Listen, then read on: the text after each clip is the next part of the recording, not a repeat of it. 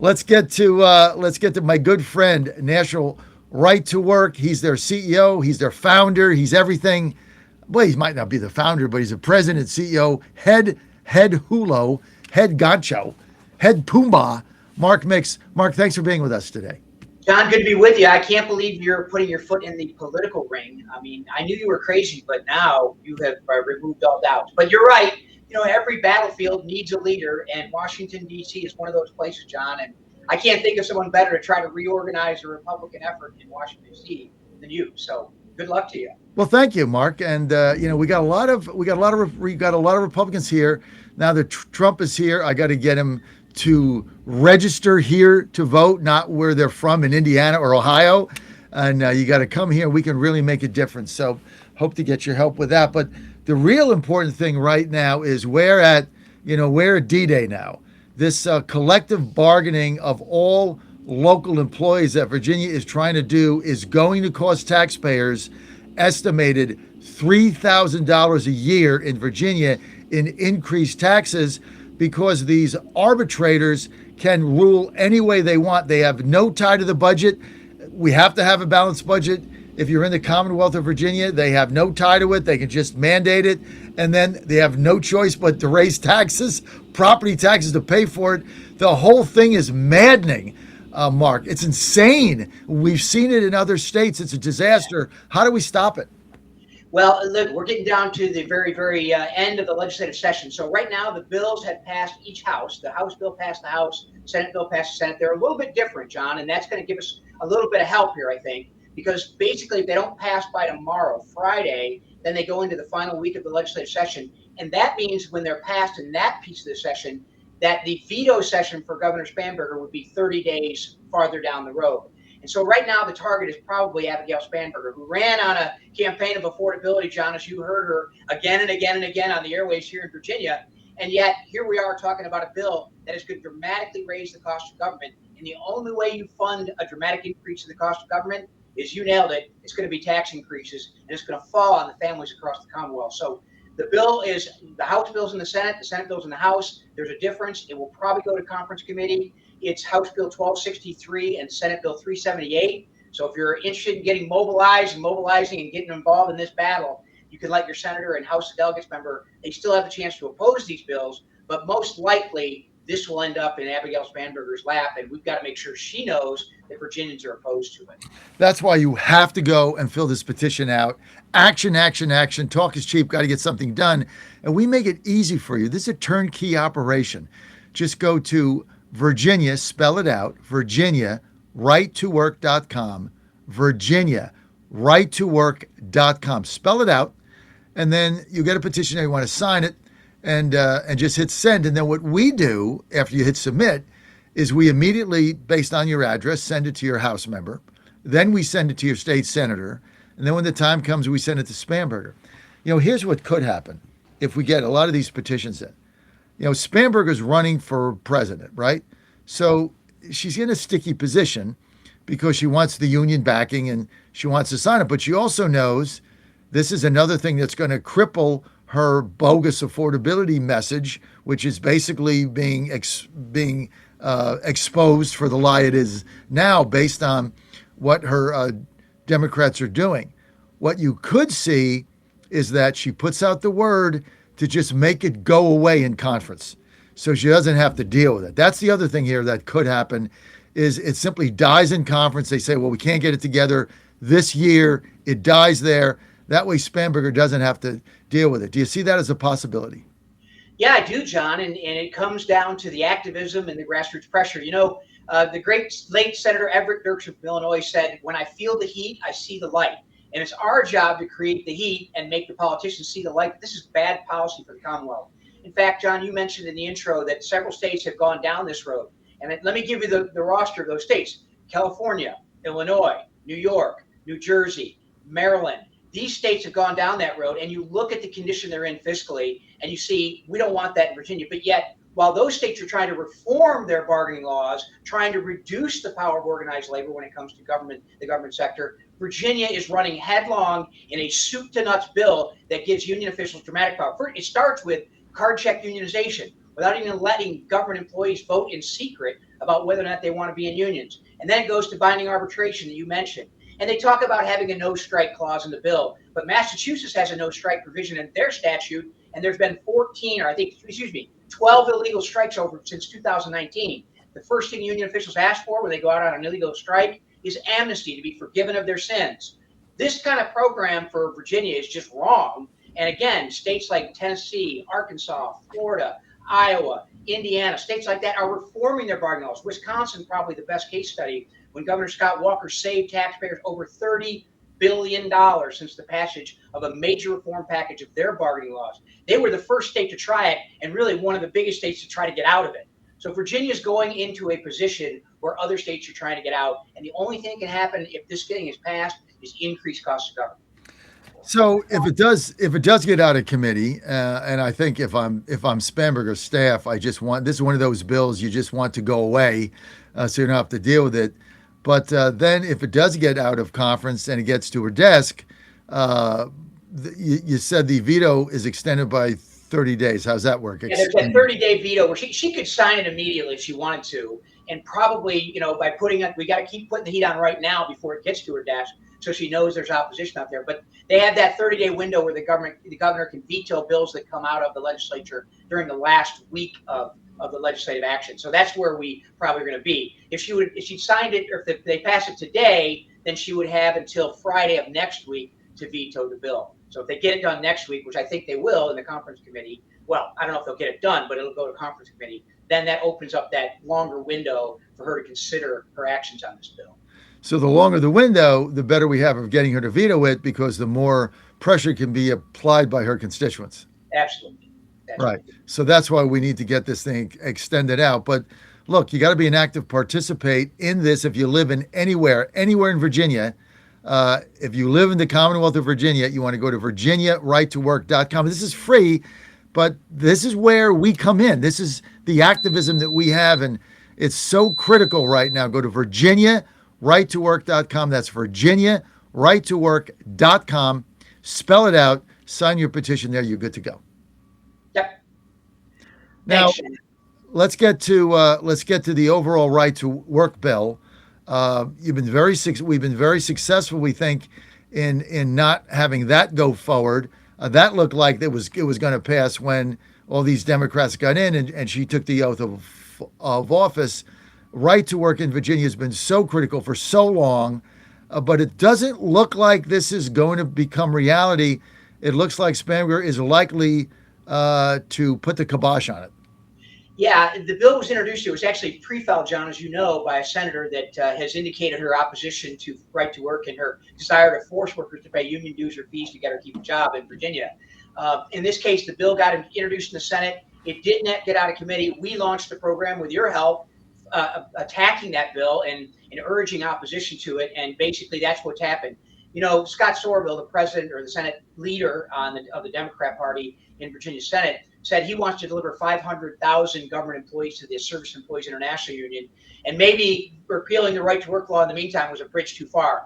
The fight's not over. The bill is dead, but it's still, actually, the bill is sitting in committee. It's still alive in a sense, but it hasn't moved this session, and it's unlikely to move. But I think, John, that's a result of the pressure that these legislators felt from across the Commonwealth, whether they be right to work supporters, business people, or former union members or current union members who say, I don't want to be forced to join or pay dues to a union to get or keep a job. So the opposition there was dramatic, I think, and I know, and that's why they let the bill go. This bill, this monopoly bargaining, is really targeted at the one audience that's left for organized labor, and that's government. I mean, the private sector, we're at 5.9% union density in the private sector across the entire nation. They've done a bad job representing their employees, and that's why people aren't buying their product. Frankly, they want to blame it on everyone else except for themselves when they look in the mirror with their radical political views, their corruption inside the union movement. The Teamsters just had to let go 2 vice presidents, I think, from California because of stealing money from them. Then we had the UAW that had 2 of their last past presidents have been in jail for felony embezzlement. I mean, it's just their product stinks. But the reason why they can do that is because it's compulsory power. And right to work is one of the things that separates a worker's money from the power of union officials, because they have to earn the money. They can't compel it. 26 states have the laws on the books. Virginia is one of them.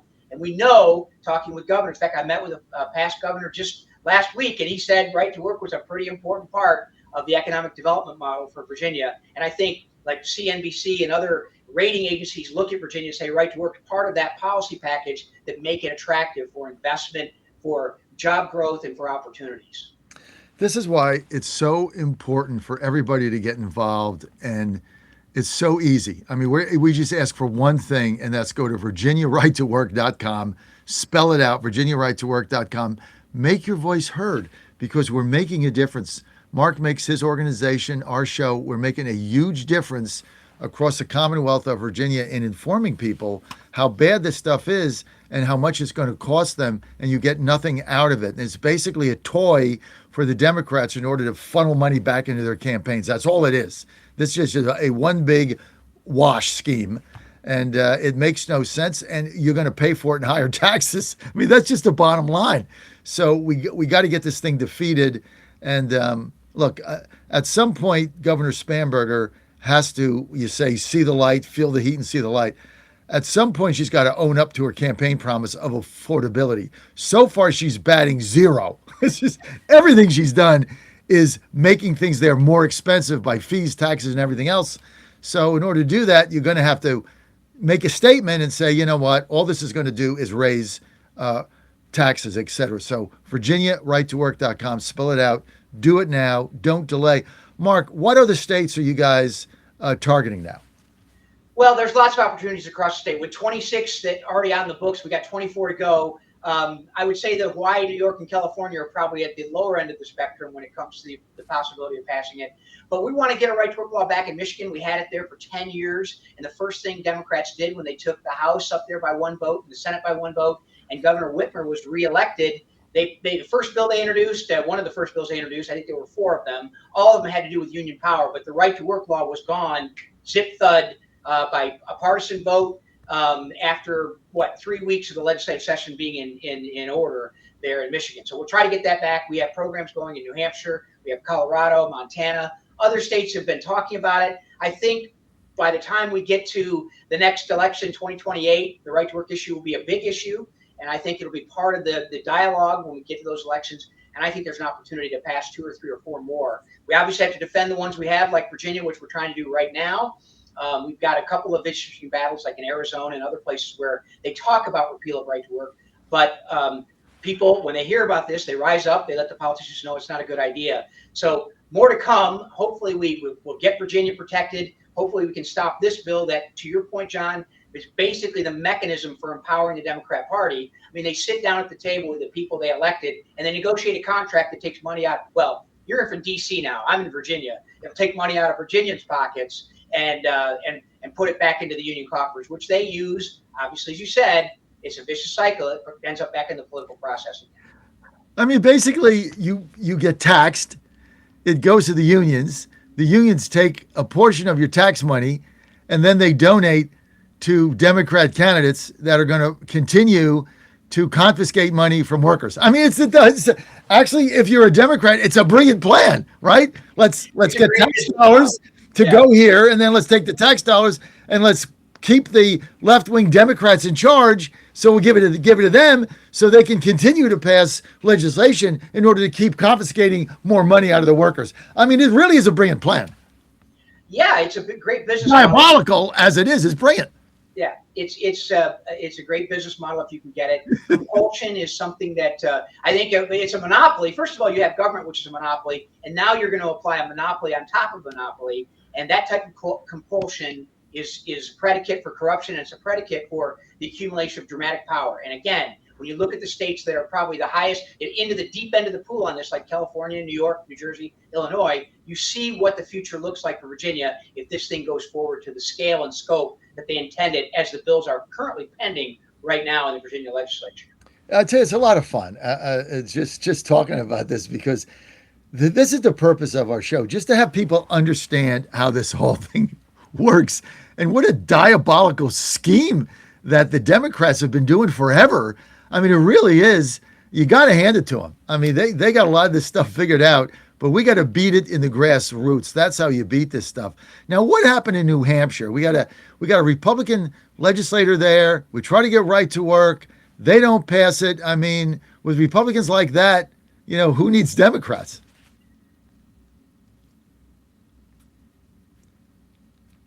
Mark, I think we lose Mark's audio? Mark, your audio's gone. See if we can get his audio back. Touched it. All right. There you are. Go ahead. Am I back? Yeah. Yeah. Okay. All right. I didn't touch anything, John. I promise. Tell your producer I didn't touch anything. Don't touch anything. Yeah. What happened? What happened in New Hampshire? Yeah. Well, we got a governor that says she'll sign it. We have a state senate that we believe will pass it. The 400-member chamber of the House of Representatives in New Hampshire, they had a vote on it last year. We lost by, I think, 10 votes. And I think 380 of the 400 legislators showed up, which is a kind of an attendance record. Every time Right to Work's up for a vote, the attendance goes up dramatically in the House. But yeah, we have Republicans up there that have voted against it. We've gotten closer and closer and closer, and ultimately we'll keep trying. The fight for freedom never ends, and so we'll keep trying. We'll get another bill introduced probably in whether it comes up next year, I don't think it can, but it'll come up in the next legislative session after the election. And hopefully by then we'll have the votes we need. And if we don't, we'll just keep going. The one thing that you do is you hold politicians accountable, John. In this grand experiment of self-government, we must know where our elected officials vote, where they stand on issues. We can't let them get a voice vote. We can't let them do unanimous consent. We've got to have them push the red button or the green button. And then we have to hold them accountable. That's the secret sauce of a democratic republic. It's the secret sauce of this grand experiment in self-government. It works in Virginia. We have to hold those politicians accountable. It works in Washington, D.C. It works across the country if we're active, involved, and informed, and you're helping with that in a grand way. So thank you. Well, the good news in New Hampshire is you are going to get this because you have the Senate, you have Governor Ayotte, so you have two of the three, and you're getting closer and closer in the House, and I think eventually they're going to wake up and smell the coffee, and you get that. Still, one thing about Mark Mix and the National Right to Work Committee is they are relentless in their pursuit, and they're all a bunch of Energizer bunnies. You got a great team there, but it helps when you're in the right. It helps when you have the facts. It helps when you're doing the right thing, and everybody knows it. That makes this thing go. And listen, you had a great op-ed out the other day. I read that 2 times. It was really spot on. You guys are doing a super job, and hopefully in Virginia we all can convince Governor Spanberger that, look, you ran on affordability. This is going to increase. Every household is going to pay another $3,000 if this thing passes. I don't know how that squares with affordability. And you want to run for president, you've got to deliver on something in your state. Right now, she hasn't delivered on anything but increased fees and taxes and increased cost of living for people. Not exactly a platform to take to Iowa. Mark makes agreed? Yeah. Well, John, look, being right helps, to your point, but it's not enough. I mean, being right on policy doesn't make a difference when it comes to the votes. What makes a difference is involvement, activism, and grassroots power. So that's what we've got to do. It's the way we do it. But yeah, there's lots to do, and we'll keep fighting. And being right is being on the right side of it's a good thing, but it doesn't guarantee victory. And that's why we've got to mobilize and identify and mobilize people across the Commonwealth and across the country on an issue like this. And all you got to do, action, action, action. Virginia, righttowork.com. Spell it out, Virginia, righttowork.com. You're good to go there. We do everything. It's turnkey. Get involved. Tell Governor of Virginia you had enough. No more taxes. Thank you, Mark, for being here. Thank you. John, thank you always. Appreciate it. All right. This partially sponsored by the National Right to Work Committee. Certainly my promos for Right to Work, VirginiaRightToWork.com. Anyway, good to have you guys with us. As always, we got Steve Slepovich coming up right here on the John Fredericks Media Network.